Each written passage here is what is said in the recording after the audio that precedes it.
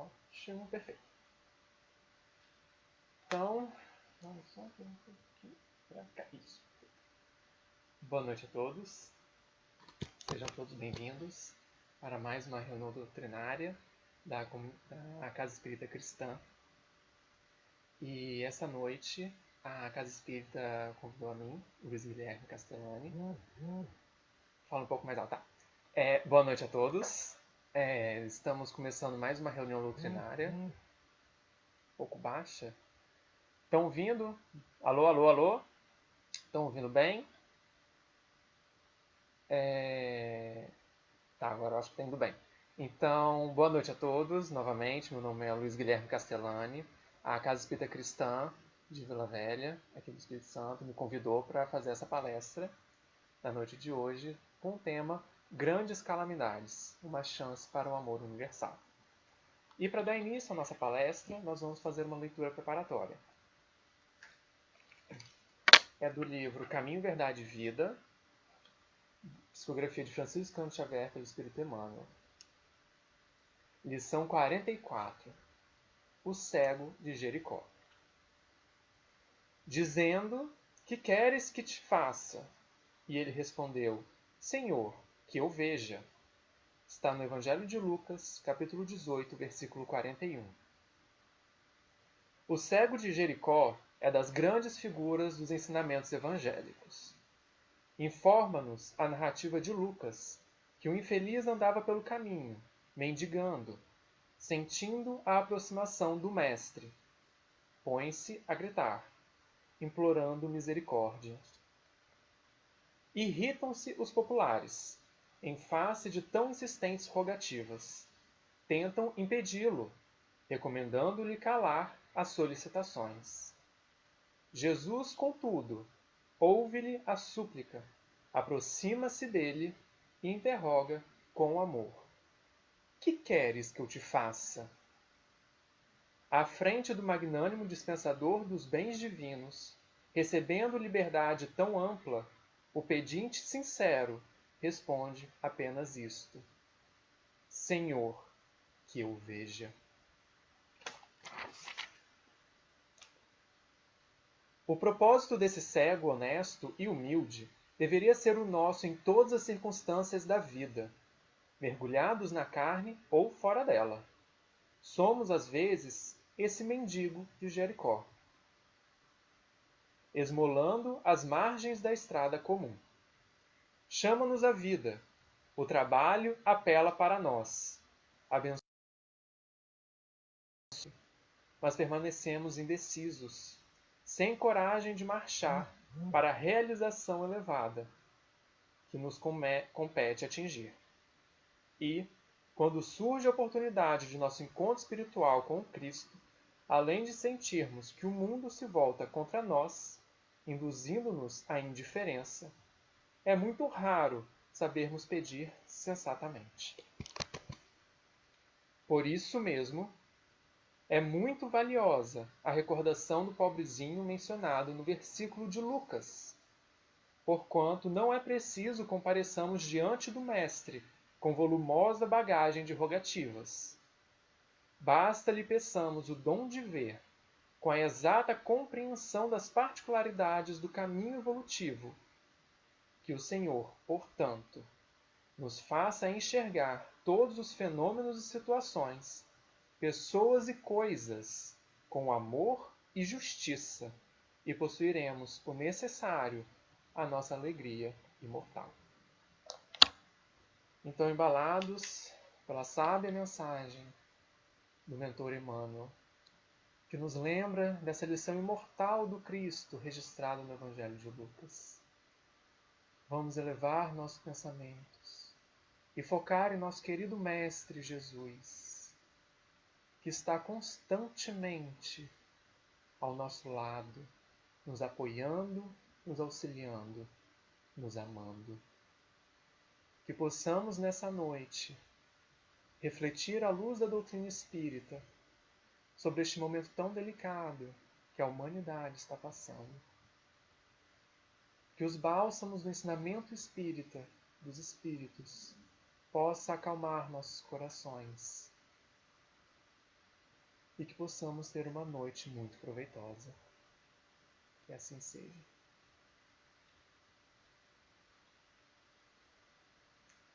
Bom, gente, então vamos dar início à nossa palestra, sendo que, de certa forma, nós já começamos, porque esse tema, grandes calamidades, uma chance para o amor universal, é um desafio muito grande para todos nós.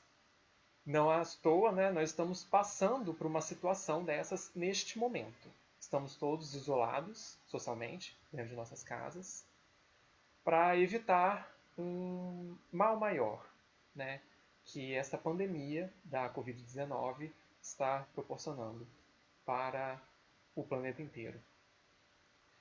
E nesse momento de pandemia surgem muitas dúvidas, naturais surgirem dúvidas nesse momento. Assim como surgiram dúvidas durante a tsunami lá na Indonésia, durante os terremotos no Chile, no Japão e outras regiões do mundo, e que surgem naturalmente diante dessas grandes calamidades que abatem a humanidade ao longo da história. A Covid-19 não é a primeira pandemia que está atingindo a humanidade, outras já atingiram, e provavelmente outras vão atingir também. E perante esse cenário, é natural surgirem muitas dúvidas. E por quê? Então nós vamos começar a nossa reflexão dessa noite com a lição que Emmanuel comentou para a gente na leitura preparatória, com a passagem do cego de Jericó, da cura do cego de Jericó, que está registrada no Evangelho de Lucas, capítulo 18, versículo 35 a 43. Resumindo, né, o que Emmanuel já comentou aqui, nessa passagem ela é muito simbólica. E assim como todas as passagens evangélicas, Jesus deixou nela uma lição imortal, que nós podemos aprender com elas, até hoje. E por todo sempre a gente vai aprender. E o que fala essa passagem? Então, em determinado dia, na cidade de Jericó, Jesus estava chegando nela. E tinha um cego, né, mendigando na estrada, na beira da estrada. Ele não via nada, mas por causa do barulho da chegada, consequente da chegada de Jesus à cidade, ele achou estranho e perguntou: o que está acontecendo? E falaram para ele que o mestre Nazareno estava chegando. Então ele começou a rogar a Jesus por ajuda. Só que a população ali no meio mandou ele calar a boca, fica quieto, sai daqui, fica quieto, fica no seu lugar. Só que isso não impediu ele de continuar rogando ajuda. E Jesus ouviu o pedido de ajuda do cego, e Jesus pediu para que trouxessem o cego até Jesus. E o cego, ao chegar, Jesus questiona a ele: o que queres que eu te faça? E o cego simplesmente fala: eu quero ver. Que me faça ver. E Jesus então fala: a tua, então que você veja, a tua fé te curou. E então o cego passa a enxergar e todos louvam. O cego louva e a população que estava ali louvam a Deus e a Jesus. Esta é a passagem bíblica, registrada no Evangelho de Lucas. E que, de acordo com a orientação de Emmanuel, no capítulo 44 do livro Caminho, Verdade e Vida, todos nós estamos nessa posição de cegos. Principalmente, fica nítida essa figura neste momento de pandemia. Porque nós não enxergamos as possibilidades, os acontecimentos da vida que Deus oferece para nós. Nós até enxergamos, a gente vê o que está acontecendo, mas a gente não entende, porque a gente não compreende. Nós não temos olhos de ver o que realmente está acontecendo, porque nós somos cegos.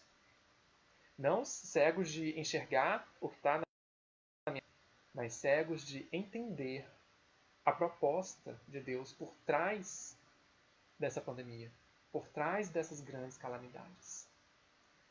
Mas graças a Deus, nós temos a contribuição da doutrina espírita, que nos possibilita ter uma visão um pouquinho mais ampla, ampliar um pouco a nossa visão sobre tudo o que está acontecendo. E é sobre isso que a gente vai tratar nessa noite. A nossa reflexão vai nos oportunizar deixarmos de ser um pouquinho, deixarmos de ser cegos, pelo menos um pouquinho, e ampliar a nossa visão para tentar entender o porquê de tudo isso e como a gente reage a tudo isso que está acontecendo. Essa grande calamidade, essa pandemia que está acontecendo. Então, vamos começar com uma pergunta que é muito natural, né? Nós nos fazermos nestes momentos, principalmente quando tem muitas mortes envolvidas. Nesse momento que a gente não entende o porquê das coisas e que muitas pessoas começam a morrer, principalmente quando entes queridos nossos começam a morrer, a sofrer, é muito natural a gente questionar a existência de Deus. Questionar por que Deus está fazendo isso? Por que Deus faz isso? Por que Ele aflige a humanidade com tanto sofrimento? Então, para começar a nossa reflexão, eu vou recorrer ao Livro dos Espíritos. Tá? Eu vou recorrer bastante ao Livro dos Espíritos, a palestra está bem baseada no Livro dos Espíritos. Tem outras referências, eu vou citar, mas principalmente o Livro dos Espíritos. E recorrer à primeira pergunta do Livro dos Espíritos. Que é Deus? Porque para a gente entender o porquê Deus faz o que propicia essas grandes calamidades, primeiro a gente tem que desmistificar que é Deus. Kardec, na primeira pergunta do Livro dos Espíritos, pergunta: que é Deus? E os Espíritos respondem: inteligência suprema, causa primária de todas as coisas. Então vejam que, primeiro que Kardec não pergunta quem é Deus. Só aí ele já quebra vários paradigmas. Porque ao longo da história a gente teve a tendência de humanizar Deus, torná-lo uma pessoa, personificá-lo. E de acordo, a doutrina espírita vem dizer que isso foi um equívoco. Deus é infinito. Se nós humanizamos, personificamos ele, nós estamos limitando Deus. Só que Deus não é limitado. Nós somos limitados, Deus não. E quando os espíritos nos falam que Deus é a inteligência suprema, causa primária de todas as coisas, é até difícil de compreender essa definição, porque é uma definição cósmica, universal, que abrange todo o universo. Inteligência suprema, ou seja, uma inteligência maior que todas as outras. Nenhuma inteligência no universo chega a essa inteligência. Então nós não conseguimos nem sequer imaginar que inteligência seja essa, por causa da nossa pequenez. E eles completam dizendo causa primária de todas as coisas, do universo inteiro. Se nós remontarmos as causas de todas as coisas, desde a primeira causa, não a causa imediata que antecede, mas a todas as causas, até a primeira causa, chegaremos a Deus. Que é outro movimento que a gente também não consegue fazer, porque a gente não consegue sequer imaginar todo esse passado das causas das coisas da humanidade. Então é uma definição muito ampla, que foge à nossa capacidade de compreender. O primeiro capítulo do Livro dos Espíritos é fenomenal. Kardec e os Espíritos vêm trabalhando, primeiro, para desconstruir essa visão primitiva de Deus e dando uma nova visão, essa visão universal de Deus. Só que não tem como eu trabalhar todas as questões do capítulo 1, porque senão eu vou fugir um pouco do assunto e eu vou apenas focar em outras duas perguntas para poder entrar no tema das grandes calamidades. Ok? A próxima pergunta que eu vou trazer é onde se pode encontrar, porque são 4 do Livro dos Espíritos, onde se pode encontrar a prova da existência de Deus? E os Espíritos respondem: num axioma que aplicais às vossas ciências. Não há efeito sem causa. Procurai a causa de tudo que não é obra do homem, e a vossa razão responderá. Essa foi a resposta dos Espíritos. Mas logo depois, Kardec faz um pequeno comentário. Kardec comenta o seguinte: para crer-se em Deus, basta se lance o olhar sobre as obras da criação. O universo existe, logo tem uma causa. Duvidar da existência de Deus É negar que todo efeito tem uma causa e avançar que o nada pôde fazer alguma coisa. O nada é nada. Se fez alguma coisa, não é nada. Então, né? E então vejam que onde encontrar a prova da existência de Deus, mesmo que a gente não consegue conceber, entender que é Deus, os Espíritos são claros que a gente consegue perceber provas da existência dele. E uma dessas formas de perceber essas provas é olhar para a natureza, olhar para o universo. E na natureza a gente enxerga essas provas da existência de Deus. E vou recorrer, por último, à pergunta 13 do Livro dos Espíritos, na qual, após a resposta dos Espíritos, Kardec comenta sobre os atributos da divindade. E um desses comentários de Kardec fala sobre o atributo de Deus ser soberanamente justo e bom. O codificador diz o seguinte: é soberanamente justo e bom. A sabedoria providencial das leis divinas se revela assim nas mais pequeninas coisas, como nas maiores. E essa sabedoria não permite se duvide nem da justiça, nem da bondade de Deus. Então, novamente, se nós olharmos para a natureza, nós vamos enxergar as provas da existência de Deus. E, novamente, se nós olharmos com carinho para a obra de Deus, nós vamos enxergar uma justíssima bondade soberana por trás dessa obra. Então, isso fica claro quando a gente observa as paisagens naturais, as cataratas, os vales, os rios, as montanhas, o nascer e o pôr do sol. Quando a gente olha para a vida no fundo do mar, os animais, os vegetais e todo o planeta, a aurora boreal, todos os fenômenos naturais. Isso é fácil de olhar e enxergar Deus na criação. É fácil enxergar Deus nessa harmonia infinita que é a natureza, e nessa complexidade também que é a natureza.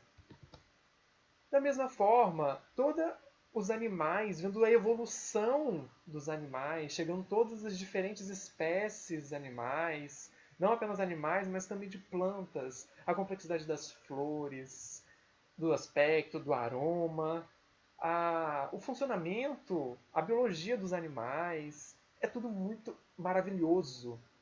Então, quando a gente olha para essa parte da natureza, a gente consegue enxergar Deus. A gente consegue enxergar essa bondade, essa justiça soberana, essa inteligência suprema. Só que tem algumas coisas na natureza que a gente não consegue enxergar Deus dessa forma. Afinal de contas, como eu falei no início, as tsunamis fazem parte da natureza. As tempestades torrenciais fazem parte da natureza. As explosões vulcânicas também fazem parte da natureza. Os tornados, terremotos, também fazem parte da natureza.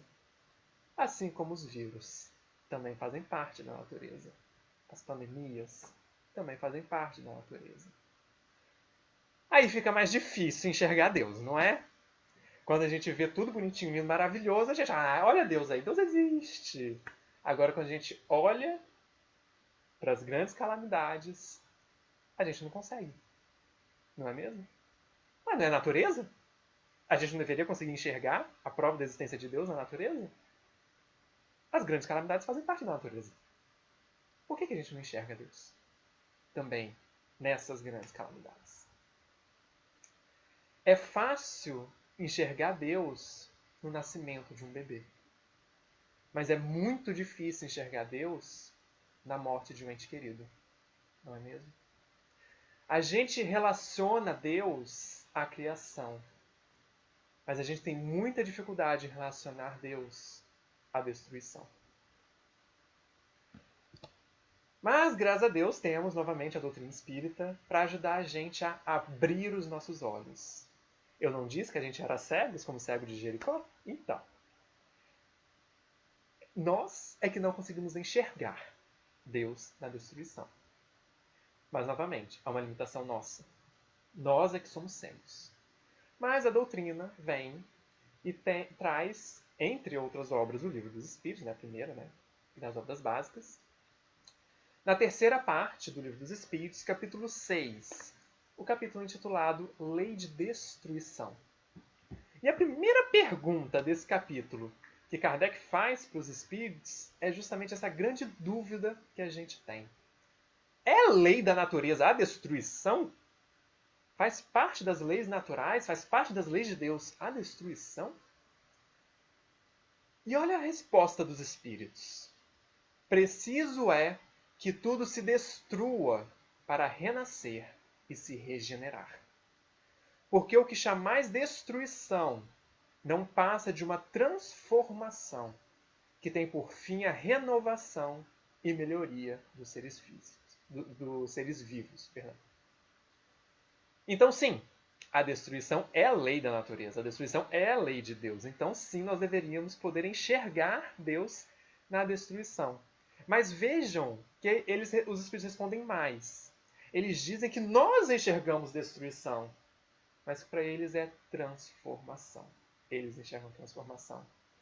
Percebam a limitação da nossa visão. Nós que não enxergamos direito, como o cego de Jericó. Em 1785, Antoine Lavoisier, considerado o pai da química, já postulou a lei da conservação das massas, que diz: na natureza nada se cria, nada se perde, tudo se transforma. E isso foi em 1785, século XVIII. No século seguinte, século XIX, em 1857, no Livro dos Espíritos, a espiritualidade vem reforçar essa lei de Lavoisier, lei da química, e não apenas reforçar, os espíritos vêm ampliar esta lei, dizendo que essa lei não é apenas da matéria, mas também para a espiritualidade, para o universo inteiro. Porque as leis de Deus servem para o universo inteiro, tanto o material quanto o espiritual. Né? Então, a espiritualidade vem ampliar essa visão de Lavoisier da química para uma realidade também universal.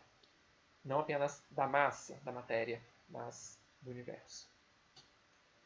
Então vejam que desde o século XVIII, sendo reforçado e ampliado no século XIX, a gente já tem essa informação, só que a gente ainda não aprendeu a enxergar a destruição de forma a ser uma transformação.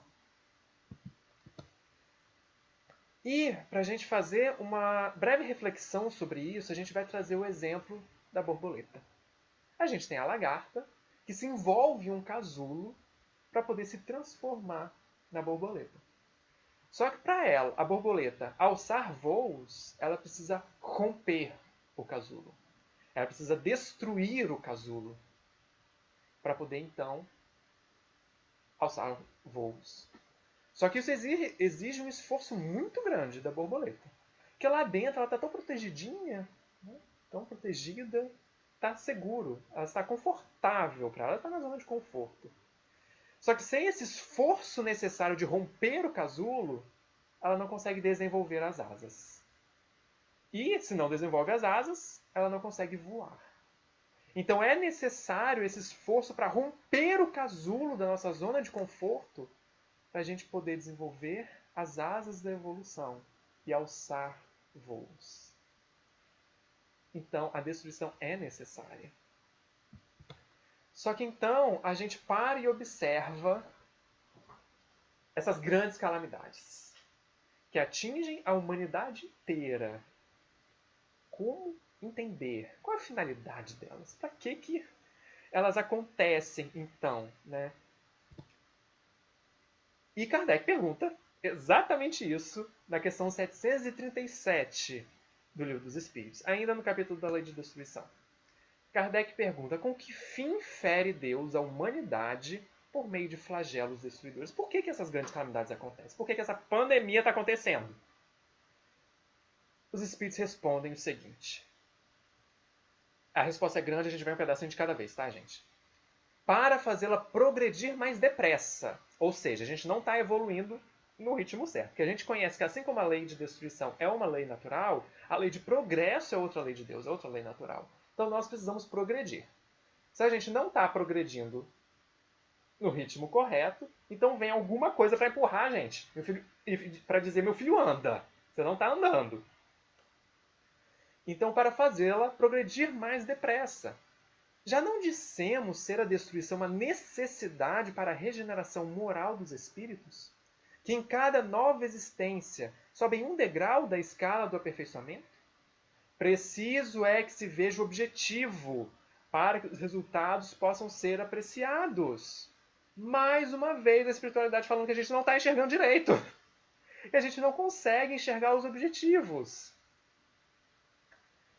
Nós precisamos enxergar o objetivo, que é o da evolução. Deus nos enxerga como espíritos imortais, destinados fatalmente à felicidade. Só que para chegar à felicidade, a gente precisa evoluir. Sair da nossa estagnação, do nosso orgulho, do nosso egoísmo, que faz a gente sofrer e evoluir. Então, esse choque que faz a gente seguir em frente, na verdade, é para a nossa felicidade. Mas o que é um dia perante a eternidade? E os Espíritos continuam dizendo: somente do vosso ponto de vista pessoal os apreciais. Daí vem que os qualificais de flagelos, por efeito do prejuízo que vos causam. Novamente, o nosso ponto de vista está errado. O nosso ponto de vista materialista e imediatista nunca vai conceber o objetivo final. Nós precisamos mudar esse nosso ponto de vista. A gente precisa aprender a ver como o cego de Jericó. E por que... é isso, como o cego de Jericó. Só que eles continuam.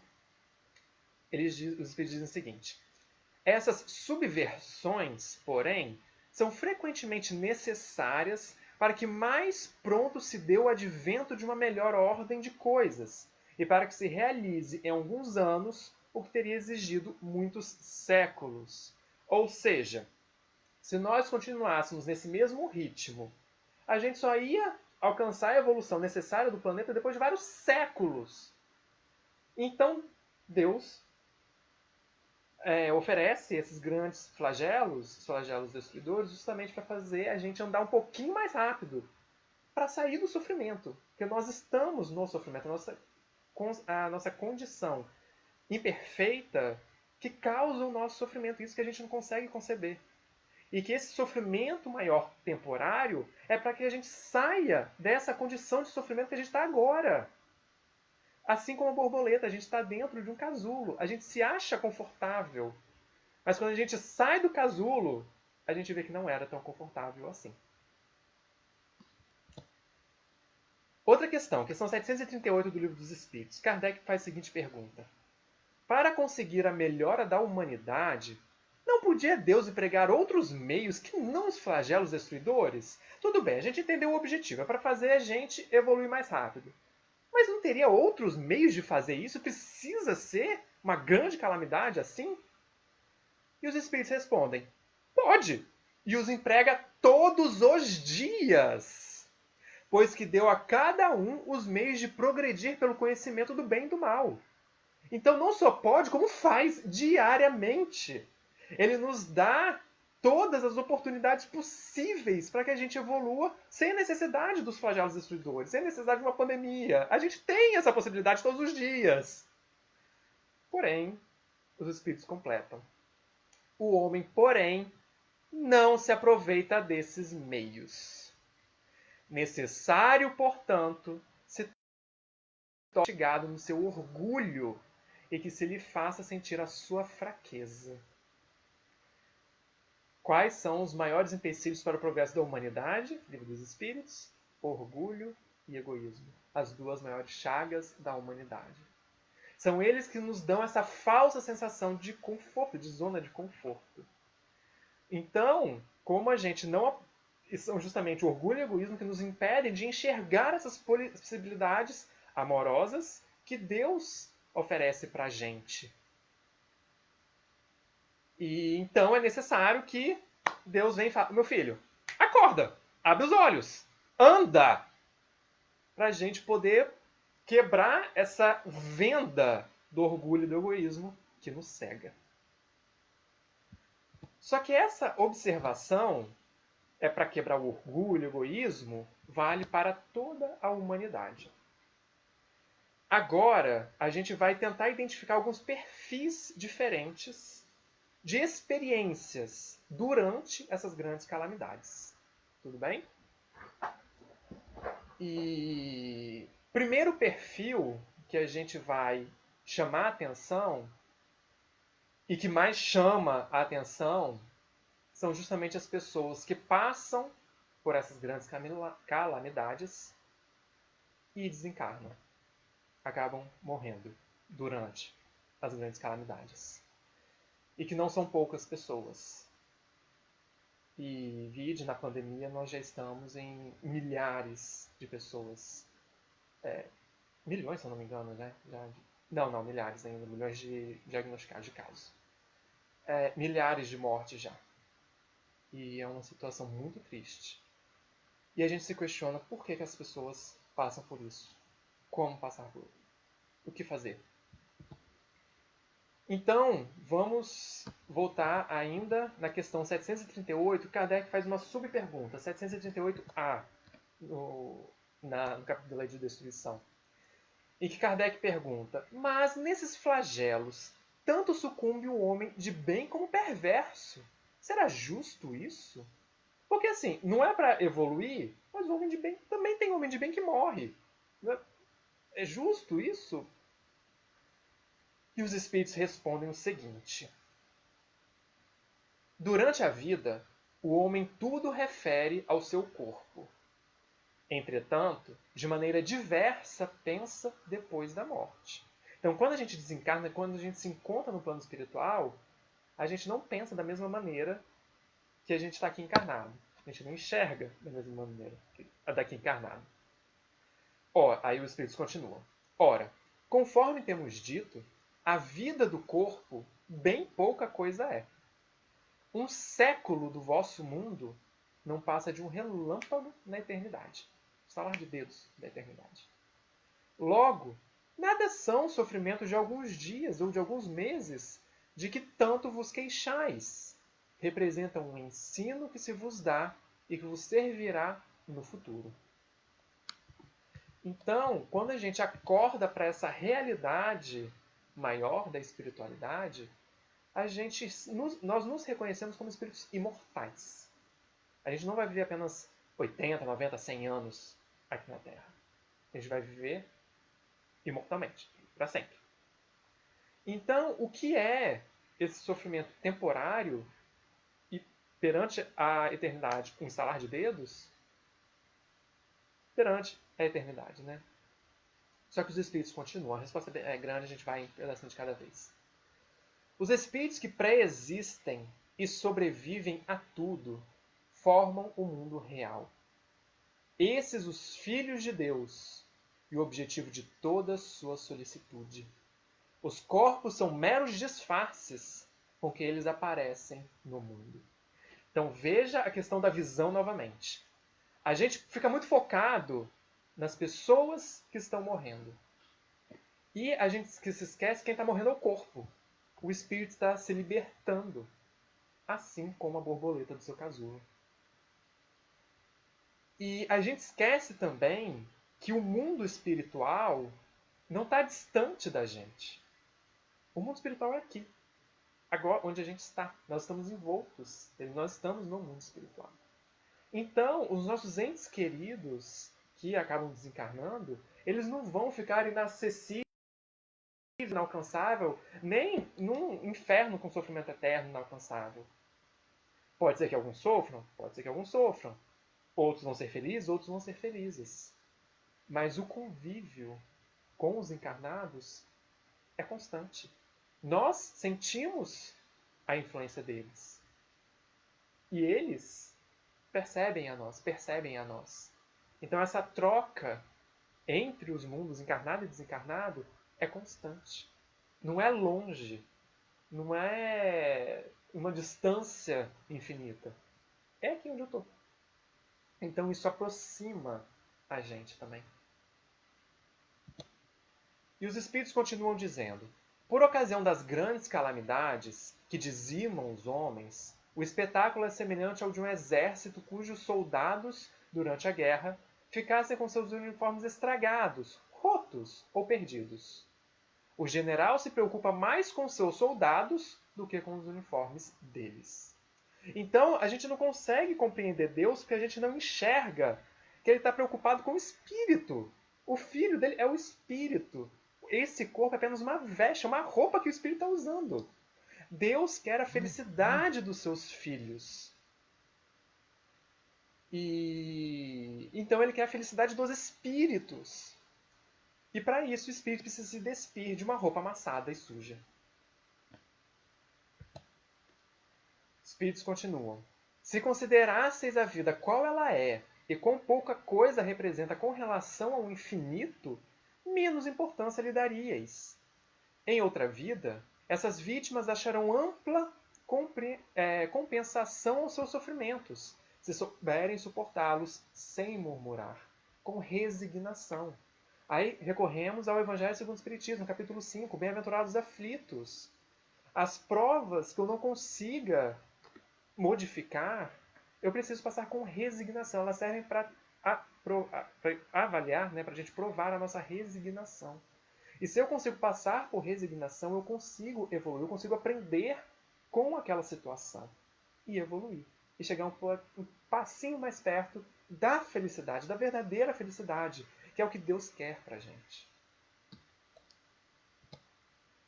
Os espíritos continuam. Venha por um flagelo a morte ou por uma causa comum, ninguém deixa por isso de morrer, desde que haja soado a hora da partida.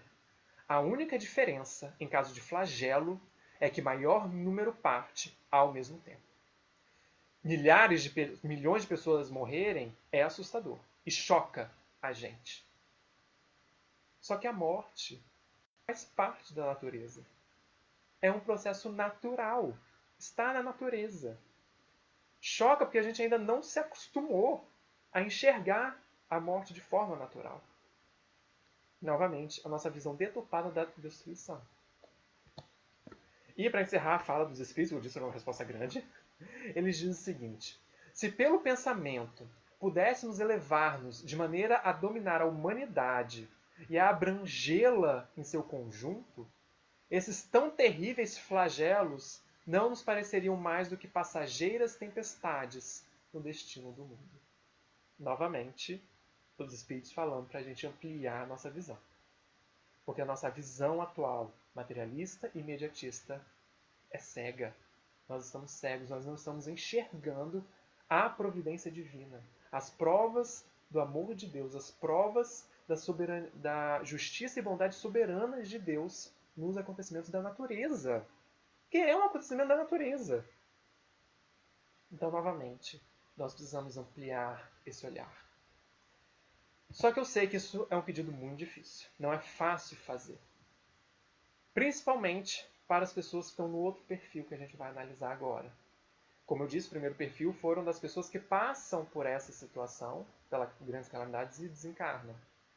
O outro perfil é das pessoas, dos entes queridos dessas pessoas que desencarnam. É muito difícil passar pela desencarnação de um ente querido. É muito doloroso. E a gente tem até dificuldade de falar, de tentar consolar essas pessoas. Porque pessoas de todas as idades estão morrendo. Muitos idosos, né, o grupo de risco, mas não apenas idosos. Nessa pandemia, nessa situação nós estamos passando. Adultos estão morrendo saudáveis, atletas, adolescentes estão morrendo. De 14, 15 anos estão desencarnando. E a dor de ver um ente querido desencarnar é muito grande.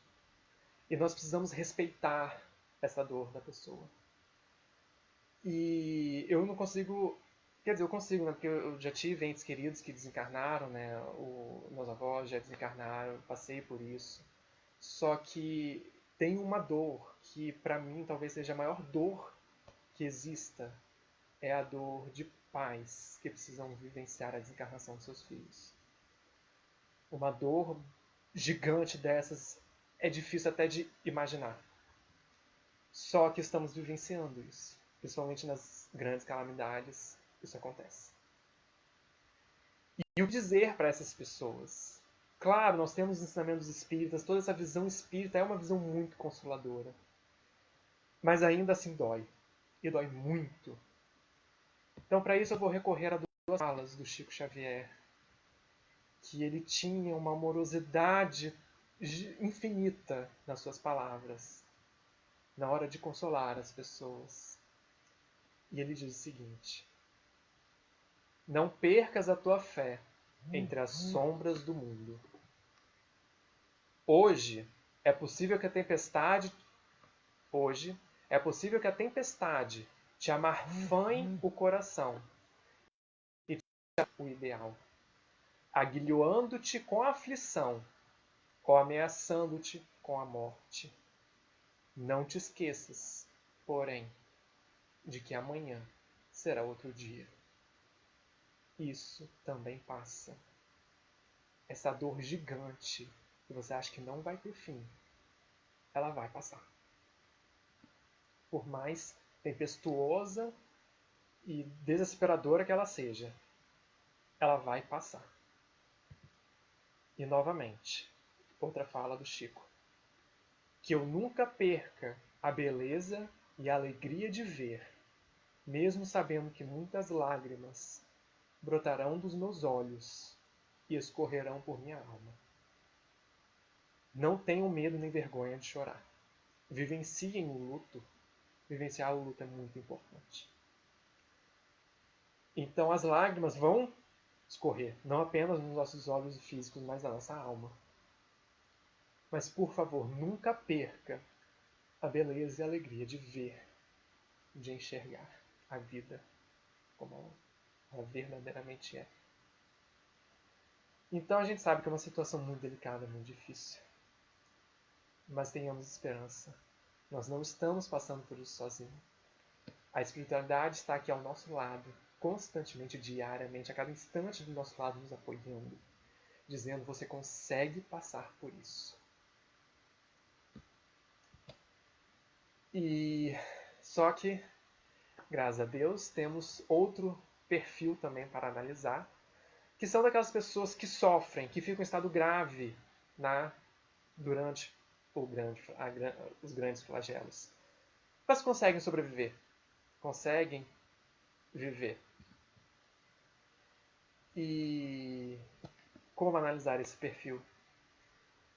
Na questão 730 do Livro dos Espíritos, aí no capítulo da Lei de Destruição, Kardec questiona, né, a existência desse temor à morte. Ele fala: ué, gente, mas a vida maior não é a vida espiritual? Não é mais importante? Por que então nós, humanos, temos tanto medo de morrer? Por que esse medo trava a gente de morrer? Que é um medo natural que a gente vivencia. Não apenas a pessoa que está passando por essa dificuldade, mas os entes queridos que estão vendo o ente querido, uma pessoa querida, passar por essas dificuldades. Somos tomados por esse medo da morte. Nossa e do ente querido. Os Espíritos dizem o seguinte: já dissemos que o homem deve procurar prolongar a vida para cumprir a sua tarefa. Tal motivo porque Deus lhe deu um instinto de conservação, instinto que o sustenta nas provas. A não ser assim, ele muito frequentemente se entregaria ao desânimo. A voz íntima que o induz a repelir a morte lhe diz que ainda pode realizar alguma coisa pelo seu progresso. Então, por causa disso, todos nós temos esse instinto de conservação que nos repele a morte. Porque todos nós temos uma missão a cumprir aqui na vida. E a vida conta com isso. Porque todos nós somos co-criadores do universo. Todos nós temos essa parte que nos toca na obra, que nos toca na obra da criação, como diz na questão 132 do Livro dos Espíritos. E a espiritualidade conta com a gente, com a nossa ação, que a gente cumpra a nossa missão. Então é importante esse instituto de conservação para que a gente cumpra, a gente fique vivo, permaneça vivo e cumpra a nossa missão. Só que os Espíritos completam dizendo: a ameaça de um perigo constitui aviso para que se aproveite da dilação, do adiamento que Deus lhe concede. Então, essa ameaça da morte assusta a gente. Só que constitui um aviso, então, de Deus para a gente, um aviso para a gente de que nós temos algo a cumprir aqui ainda. Então, Deus concede esse adiamento da nossa desencarnação, para que a gente possa cumprir a nossa missão aqui na Terra. E os Espíritos finalizam dizendo: mas, ingrato, o homem rende graças mais à sua estrela, à sua sorte, do que ao seu Criador. Então a gente pensou, mas a pessoa sobreviveu, mas você é sortudo, né? E a gente acaba não reconhecendo esse aviso que Deus deu pra gente, de que nós temos ainda uma missão a cumprir aqui ainda. Não chegou a nossa hora. Nós temos algo a fazer aqui ainda. Então, recorrendo agora, para terminar de analisar esse perfil, questão 740 do Livro dos Espíritos. Não serão os flagelos igualmente provas morais para o homem, por porem-no a braços com as mais aflitivas necessidades? E os Espíritos respondem: os flagelos são provas que dão ao homem a ocasião de exercitar a sua inteligência, de demonstrar a sua paciência e resignação. De demonstrar sua paciência e resignação ante a vontade de Deus, e que lhe oferecem ensejo de manifestar seus sentimentos de abnegação, de desinteresse e de amor ao próximo, se o não domina o egoísmo. Aí a segunda chave. A gente já viu aqui hoje da importância da gente tirar a venda do orgulho, mas também precisamos tirar a venda do egoísmo, que são essas duas vendas que nos impedem de enxergar essa realidade, a natureza como ela realmente é. Então, nós passamos por essas dificuldades, nós ficamos em estado grave, sofremos para exercitar a nossa inteligência, a nossa paciência, a nossa resignação ante a vontade de Deus. Mas para isso, a gente precisa remover essas duas vendas, a do orgulho e do egoísmo. Então, agora vamos analisar o nosso último perfil aqui da noite. E que não está passando por nada. E tem alguns países mais isolados, tem a Antártica, ela, por exemplo, não tem nenhum caso ainda de coronavírus, apesar do resto do mundo ainda ter sido acometido, né, pela pandemia. E muitas grandes calamidades, como os terremotos, tsunamis, atingem uma região mais restrita, apesar de ser bem ampla também, muitas pessoas são atingidas. Mas não o planeta inteiro, como as pandemias atingem. E essas pessoas que não são atingidas? Por exemplo, eu estou em isolamento social, eu estou bem, eu não tenho sintoma nenhum, e nenhum conhecido meu, por enquanto, teve sintoma, foi atingido. Eu não sou testado, eu não sou avaliado, não é uma prova para mim também não. É assim. Toda grande calamidade é uma prova para a humanidade inteira, como a gente vai ver. Toda obra divina, toda prova divina para a gente é uma oportunidade para a gente aprender a amar. Todos nós, mesmo que não acometidos pela grande calamidade, nós temos as vendas do orgulho e do egoísmo que nos impedem de amar o próximo. Que nos impedem de amar a nós muitas vezes. Então, mesmo que nós não sejamos atingidos diretamente pela calamidade, nem um ente querido próximo, nós fazemos parte de uma grande família universal. Então, se tem alguma pessoa, algum ser humano na face da Terra passando por uma dificuldade, é um parente nosso, ele está passando por dificuldade, então a gente tem algo a fazer. O quê? Então, recorrendo agora ao Evangelho segundo o Espiritismo, no capítulo 13, item 9, os Espíritos nos relembram de um ensinamento de Jesus, que nos fala: amemos-nos uns aos outros e façamos aos outros o que queríamos nos fizessem eles. Afinal de contas, a lei de amor, a lei maior, é o nosso guia seguro para a felicidade. É o nosso norte que a gente deve seguir. E é para aprender a amar que a gente está aqui na Terra, encarnado, não é mesmo?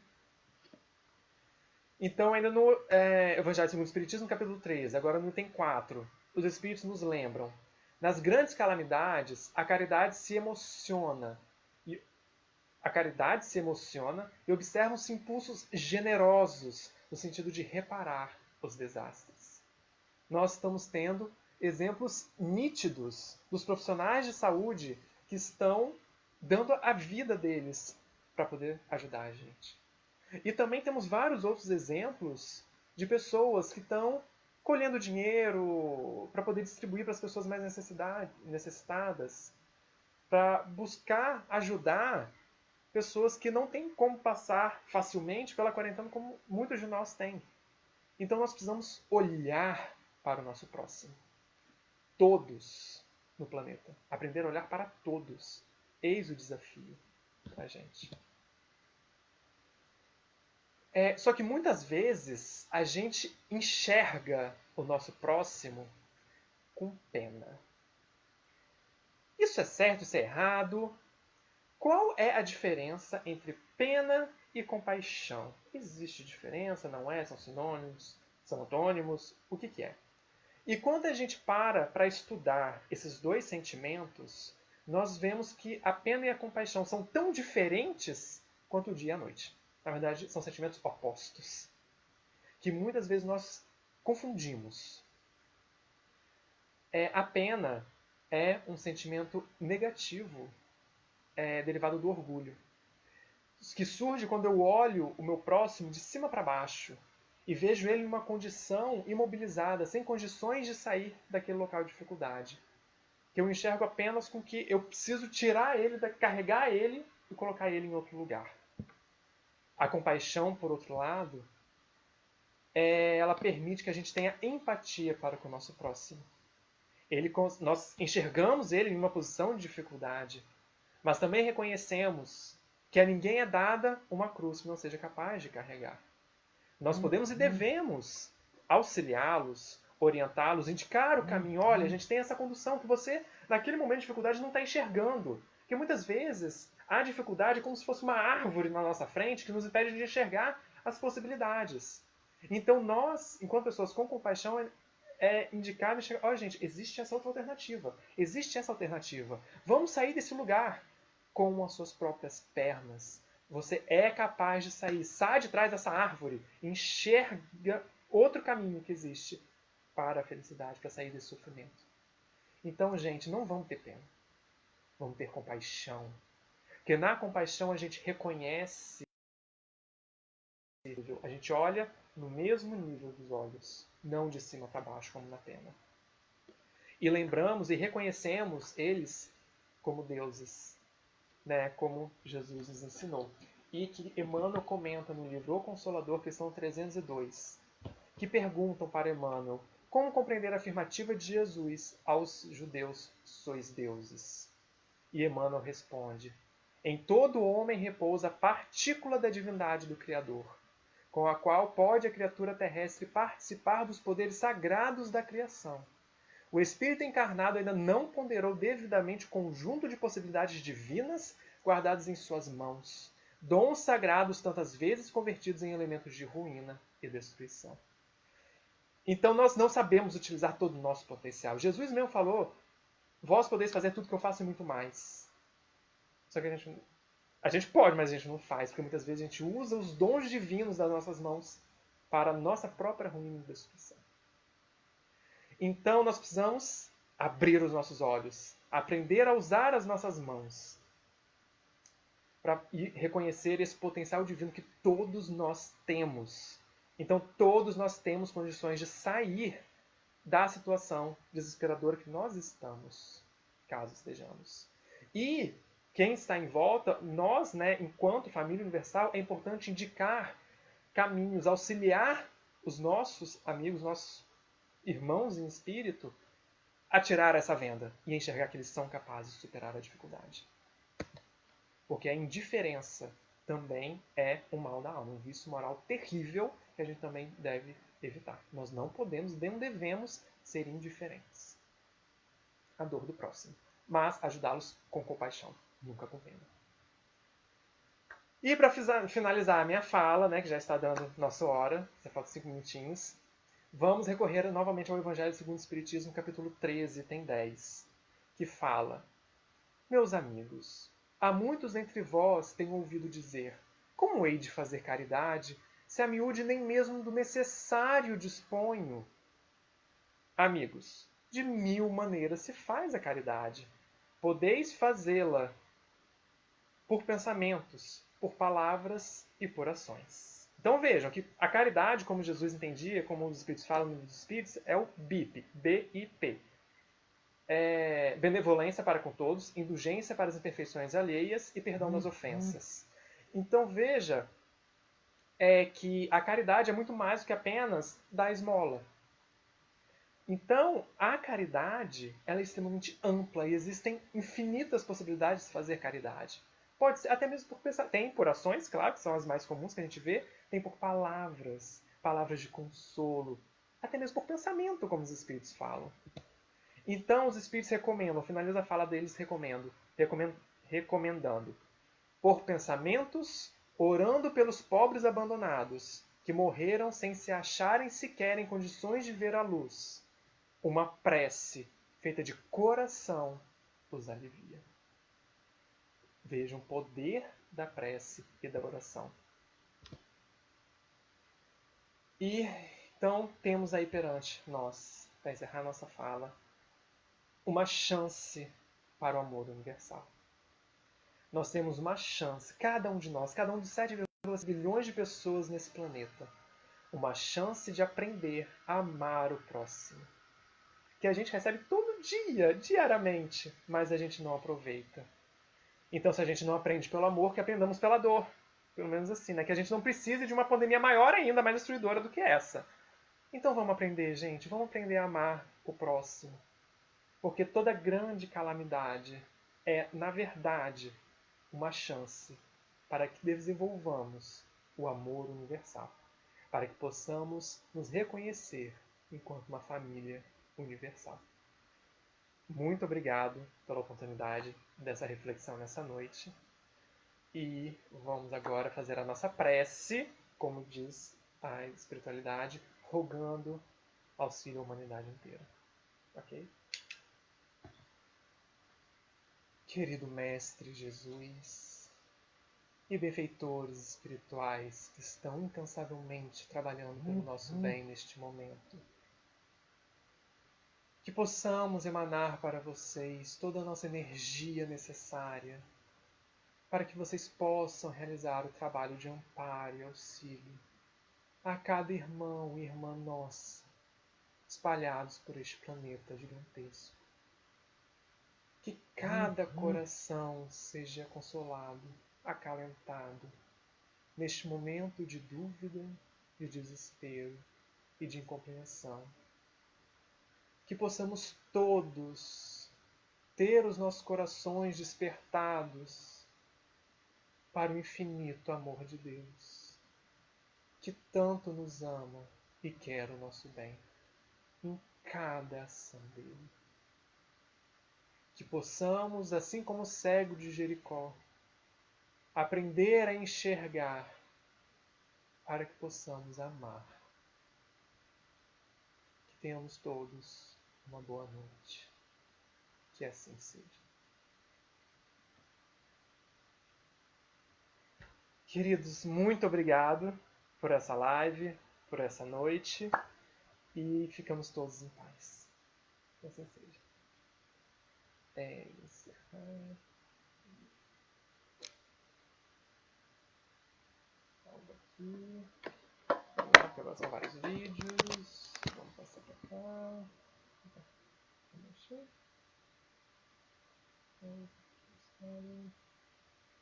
E então, boa noite. Deixa eu encerrar aqui. Vocês vão